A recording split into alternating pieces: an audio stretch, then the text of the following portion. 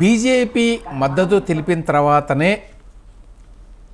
ఒక ఫేవరబుల్ వాతావరణం వచ్చింది ఈ వర్గీకరణ అంశానికి.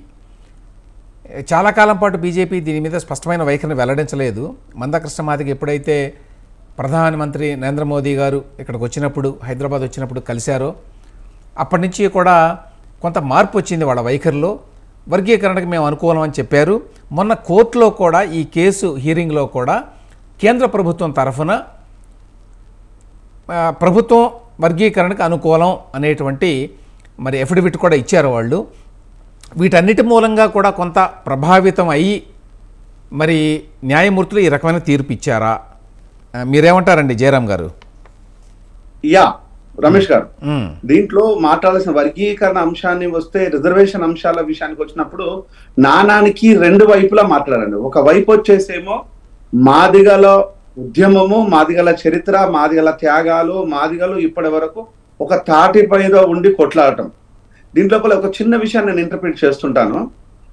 నేను అప్పుడు చాలా యంగ్స్టర్ని, సో మేమంతా కలిసి పనిచేసినప్పుడు కృష్ణ ఆధ్వర్యం లోపల మాకు చాలా ఉత్సాహపరిచింది. మాదిగలకు ప్రోగా ఉన్నది హరగోపాల్ గారు ప్లస్ కన్నాభిరామన్ గారు. సో వీళ్ళిద్దరు వచ్చేసేమో వర్గీకరణ జరగాలి, వర్గీకరణ జరిగితే ఈ అసమానతలు అనేది కొంచెం ఫిలప్ అవుతుంది, బెటర్ గా ఉంటుంది అనేది ఒక మేధావులుగా అప్పుడు మేము అప్పుడు యంగ్స్టర్ గా ఉన్నప్పుడు వీళ్ళే మాకు తెలిసిన మేధావులు. ఇంకొక వైపు కూడా వచ్చేసి చాలా ఉన్నతమైనవాడు శంకరన్ గారు, చాలా నీతిమంతుడు, సేమ్ టైం గొప్పవారు. ఆయన వచ్చేసేమో కలిసి ఉండాలంటారు, వర్గీకరణ వద్దన్నారు, కలిసి ఉండాలి అని చెప్తారు.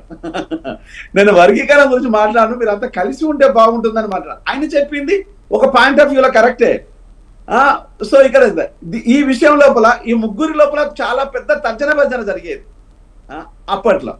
అంటే ఈ విషయాలు కూడా మేము ఇంత గొప్పగా ప్రతి ఒక్కరూ ఈ అంశాన్ని ఒప్పుకుంటున్నారు. మీకు మావోయిస్టు పార్టీ ఒప్పుకుంది, ప్రజా సంఘాలు ఒప్పుకున్నారు, మేధావులు ఒప్పుకున్నారు, రాజకీయ భారతదేశంలో ఉన్న అన్ని రాజకీయ పార్టీలు ఒప్పుకున్నాయి. కానీ మాదిగలకు మాత్రము ఇది ఫలాలు చెందాలంటే 30 ఏళ్ళు పట్టింది. ముఖ్యంగా ఒకసారి ఇక్కడ చంద్రబాబు నాయుడు గారిని అభినందించాల్సిన విషయం ఏంటంటే, రాజకీయంగా తనకు ఇబ్బంది అవుతుందని తెలిసి కూడా, రాజకీయంగా తను ఇబ్బందుల పాలవుతుందని కూడా ఆయన ఒక సందర్భం లోపల నేను పెద్ద మాదిగను, నేను వర్గీకరణ ప్రోగా ఉన్నాను, నేను వర్గీకరణ విషయంలో నేను ఎట్లాంటిది బ్యాక్ స్టెప్ తీసుకోనని చెప్పారు. అప్పుడు చాలా పెద్ద ఎత్తున కూడా ఇబ్బంది కలిగింది.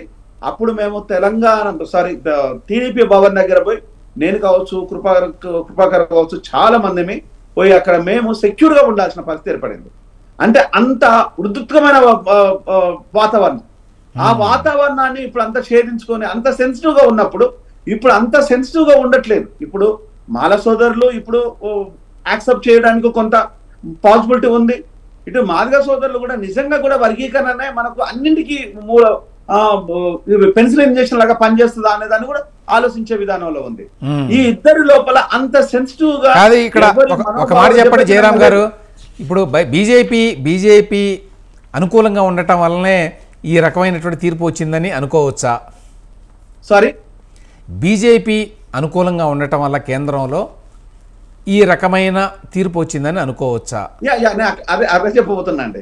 ఇక్కడ అంత సెన్సిటివ్ గా ఇప్పుడు లేదు, చాలా ఉన్నతంగానే ఇరు వర్గాల నుంచి ఆలోచనలు వచ్చేస్తున్నాయి.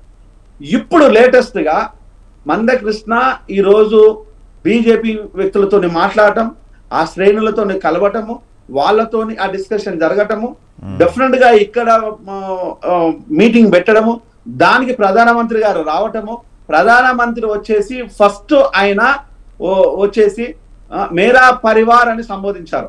ఇక ఆ ఫస్ట్ వర్డ్ ఆయన సంబోధించింది. సో నా కుటుంబ సభ్యులారా అని సంబోధించింది. ఆ తర్వాత అన్ని మీటింగ్లలో అదే వర్డ్ ఉపయోగించారు. ఫస్ట్ మాదిగలతోనే ఆ విధానంగా మాట్లాడారు.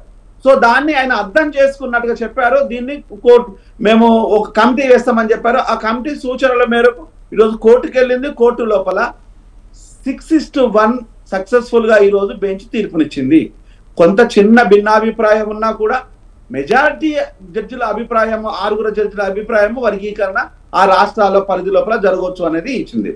సో దీనికి మందకృష్ణని, మాదిగ బిడ్డలని, ఇప్పటి వరకు కోఆపరేట్ చేసిన రాజకీయ పార్టీలను, నాయకులను అందరినీ అభినందిస్తూ నమస్కరిస్తూ సేమ్ టైం వచ్చేసి మాల సోదరులకు కూడా ప్రేమతో అభిమానిస్తూ జస్ట్ అడ్వైజ్ చేస్తున్న విషయం ఏంటంటే వర్గీకరణ అనేదే విషయమే ఎస్సీలకు ఇది దిక్సూచి కాదు, ఇదే కీలకమైన అంశం కాదు. ఈ రోజు మీరు అడిగిన ప్రశ్నకు డెఫినెట్ గా బీజేపీ సహకరించింది, సహాయం చేసిన వేరే డౌటే లేదు. ఓకే, సేమ్ టైం వచ్చేసి మాలలు అర్థం చేసుకోవాల్సిన విషయం ఏంటంటే ఇది మనకు కీలకమైన విషయం కాదు. ఈ రోజు నేను నానానికి ఒకవైపు ఇంతసేపు నేను మాట్లాడింది, నానానికి రెండవ వైపు ఏంటంటే ప్రభుత్వ సంస్థలు లేవు, ప్రభుత్వ కాలేజీలు లేవు, ప్రభుత్వ విద్యా సంస్థలు లేవు, ప్రభుత్వ ఇన్స్టిట్యూషన్స్ లేవు. గవర్నమెంట్ లోపల పూర్తిగా నిర్వీర్యమైన తర్వాత చెరుకు రసాన్ని పిండేసి చెరుకును పంచుకోమని ఇచ్చారు. అది బాధాకరమైన. ఓకే, ఈ రోజు కాదండి, ఆనాటికి ఈనాటికి పరిస్థితుల్లో మార్పులు వచ్చినాయి, చాలా వచ్చినాయి. నిజానికి అప్పుడు 90వ దశకంలో ఈ డిమాండ్ వచ్చినప్పుడు కమిషన్ ఆఫ్ ఎంక్వైరీ వేశారు చంద్రబాబు నాయుడు గారు. ఆయన వేసినప్పుడు అందులో తేలింది ఏమిటంటే అప్పుడు సమైక్య రాష్ట్రంలో మాలలు 41% మంది ఉన్నారు, కానీ వారికి ఈ రిజర్వేషన్ల ఫలితాలు 62% దక్కినాయి. మాదిగలు 47% ఉన్నారు, కానీ వారికి రిజర్వేషన్ ఫలాలు 31% దక్కినాయి అని చెప్పి ఆనాటి రిపోర్ట్ అది. ఆ కారణం చేతనే చాలామంది ఈ వర్గీకరణ అనేది ఉంటే మంచిది, లేకపోతే కొంతమందికే ఎక్కువ మరి లబ్ధి చేకూరుతుంది అని చెప్పి భావించారు ఆనాడే. కానీ రాష్ట్రంలో ఆనాడు మీరు చెప్పినట్టు మరి చంద్రబాబు నాయుడు పొలిటికల్ రిస్క్ తీసుకొని మరి ఆనాడు చేశాడు. ఒకసారి కాదు, ఇంతకుముందు నేను వివరించినట్టుగా ఒకసారి జీవో ఇచ్చాడు, ఆ తర్వాత మళ్ళీ దాన్ని చట్టబద్ధంగా నేషనల్ ఎస్సీ ఎస్టీ కమిషన్తో మాట్లాడి కోర్టు చెప్పిన విధంగా ఒక చట్టాన్ని రూపొందించాడు. అయినా కూడా ఆనాడు మరి కారణాలు ఏమైనా 5 సభ్యులతో కూడినటువంటి రాజ్యాంగ ధర్మాసనం చెల్లదు అని చెప్పింది. ఆ తర్వాత ఇన్నాళ్ళ తర్వాత ఇప్పుడు చెల్లుతుంది అని చెప్పింది. కానీ ఇవాళ 2 రాష్ట్రాలు ఏర్పడిన తర్వాత ఈ పరిస్థితుల్లో మార్పు రాలేదా? తెలంగాణలో మాదిగలు ఎక్కువ ఉంటారు కాబట్టి సహజంగానే రిజర్వేషన్ ఫలాలు వాళ్ళకే ఎక్కువ వచ్చే అవకాశం ఉంటుంది. ఆంధ్రాలో మాలలు కొంచెం ఎక్కువ కాబట్టి సంఖ్య వాళ్ళు ఎక్కువ మరి లబ్ధి పొందుతారు అక్కడ.